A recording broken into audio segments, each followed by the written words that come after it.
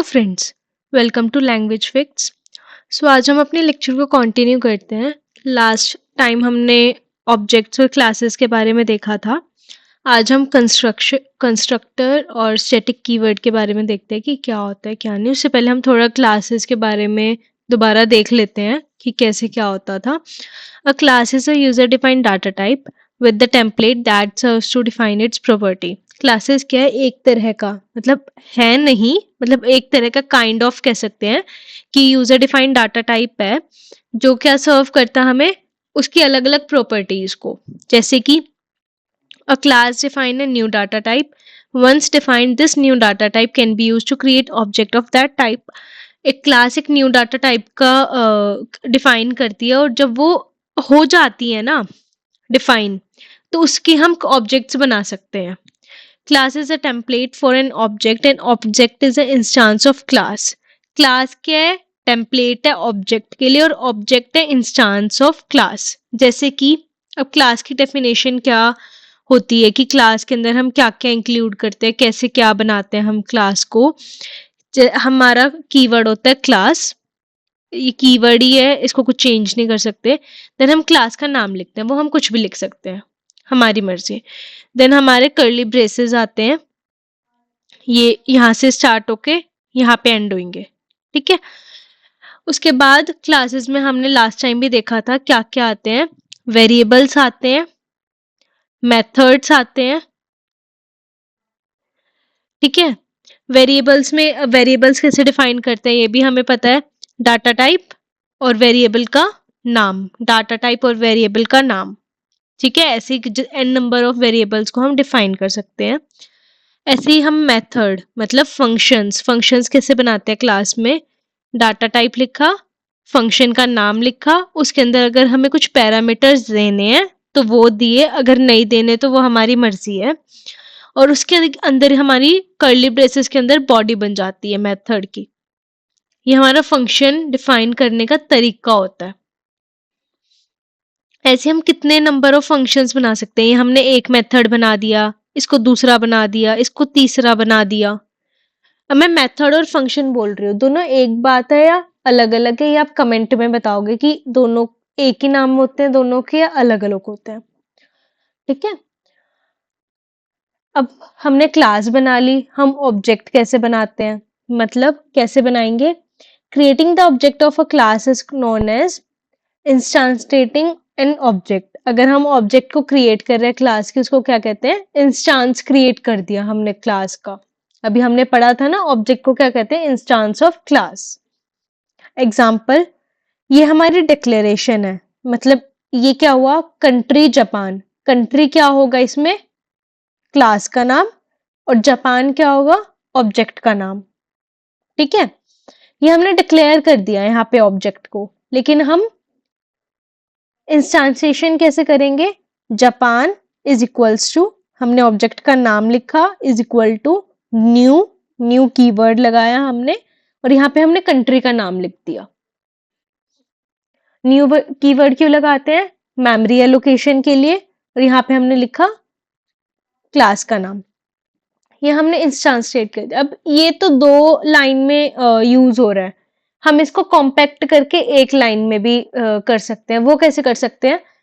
Class का नाम, object का नाम is equal to new keyword किया हमने यूज, और हमने क्लास का नाम यूज किया। ये हमने लास्ट क्लासेस में भी देखा था, आता होगा आई होप सो आपको। आगे चलते हैं।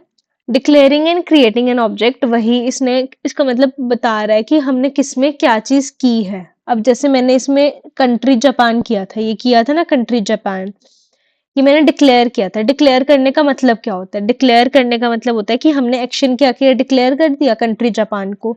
इसका रिजल्ट क्या है कि इसके ये नल है, इसने कोई स्टोरेज कुछ भी एक्वायर नहीं किया, ये नल वैल्यू है, ठीक है। अगर हमने इंस्टांसटेट कर दिया तो क्या होगा? जैसे मैंने ये किया था ना ऐसे करके, तो क्या होगा? एक जापान नाम का ऑब्जेक्ट बनेगा जो कि कंट्री ऑब्जेक्ट उसको पॉइंट कर रहा होगा। यहाँ पे हमारी स्टोरेज बन गई, यहाँ पे कुछ नहीं बना था, यहाँ पे बन गया, ठीक है। अब हमने मेथड बनाए, हमने ऊपर देखा था ना कि मेथड का जर्नल सिंटेक्स क्या होता है। Journal form of the declaration of method is data type, method का नाम, पैरामीटर का लिस्ट। हमने पैरामीटर की जरूरी नहीं है डालनी होती है, वो हमारी मर्जी होती है। और उसके बाद हमने ब्रेसेस में, ब्रैकेट्स में बॉडी लिख दी मेथड की। Method declaration contain four parts: name of the method, data type of the value returned by the method, data type हो गया, name हो गया, list of parameters and body of method। चार चीजें डलती हैं मेथड्स के अंदर, ठीक है। मेथड होता क्या है, व्हाट इज अ मेथड? जैसे कि इसका एग्जांपल क्या आ गया, फ्लोट इसमें क्या है, डाटा टाइप है। एरिया क्या है, मेथड का नाम है area. Int radius, int radius क्या है, यहाँ पे पैरामीटर है। ये एक लिखा है हमने पैरामीटर, बहुत सारे लिखने हैं तो कोमा कोमा करके हम बहुत सारे भी लिख सकते हैं, ठीक है। अब हमने मेथड बना दिया, मेथड के आगे क्या थी, उसकी बॉडी बनाई हमने, ब्रेसेस के अंदर बॉडी बनाई। बॉडी में क्या लिखा मैंने, final float pi is equals to, ये हमने डिक्लेयर कर दिया एक वेरिएबल, ये दूसरा वेरिएबल वैल करके ये इसकी हमने कैलकुलेशन कर दी। हमारी मर्जी है तो ऐसे रैंडम फंक्शन बनाया हुआ है जो हमारे रिक्वायरमेंट के नीडेड हम सब कर सकते हैं कि क्या हमें चाहिए, और यहाँ पे हमने रिटर्न कर दिया। अगर हम कुछ रिटर्न नहीं करेंगे तो यहाँ पे वॉइड आ जाता है डाटा टाइप, ये हमने पढ़ा हुआ है। अब आ गया कंस्ट्रक्टर। कंस्ट्रक्टर क्या होता है, कंस्ट्रक्टर होता है एक स्पेशल टाइप का फंक्शन मेथड। जैसे कि अभी हमने ऊपर पढ़े थे फंक्शंस कैसे डिक्लेयर होते हैं, कैसे उन पे वर्क होता है, क्या उनका सिंटेक्स होता है, ऐसे कंस्ट्रक्टर भी एक फंक्शन होते हैं। लेकिन इसमें बहुत सारे डिफरेंसेस हैं नॉर्मल फंक्शन से। तुम कह दोगे ना कि अगर नॉर्मल फंक्शन और कंस्ट्रक्टर में क्या ही फर्क हुआ, फिर अगर ये भी फंक्शन ही है तो, लेकिन डिफरेंस है कंस्ट्रक्टर में।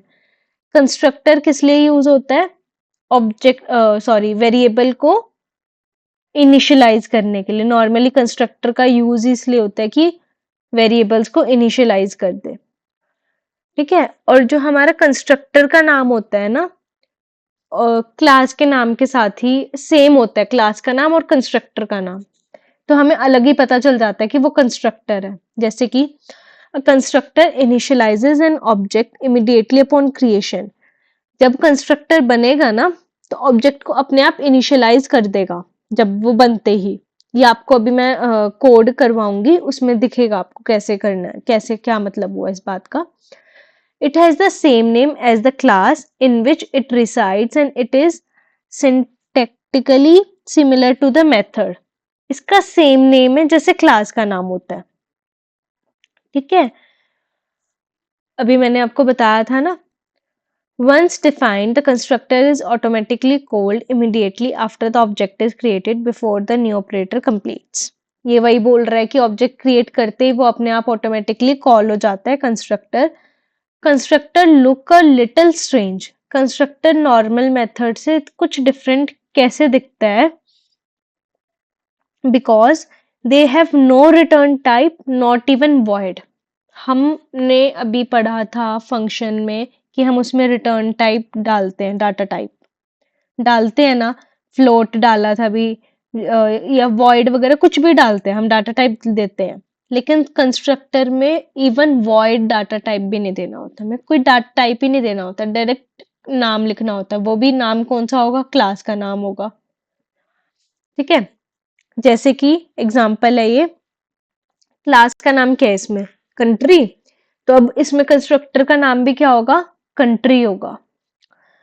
जैसे अब क्लासेस में क्या होंगे, वेरिएबल्स होंगे declare, variables normally long population, int number of states, float, currency rate, ठीक है।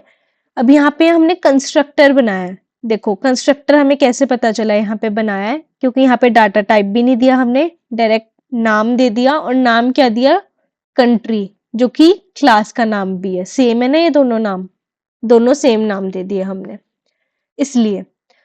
फिर long x and long y int y, ये हमने पैरामीटर्स दे दिए, हम नॉर्मल फंक्शन में भी देते हैं पैरामीटर्स।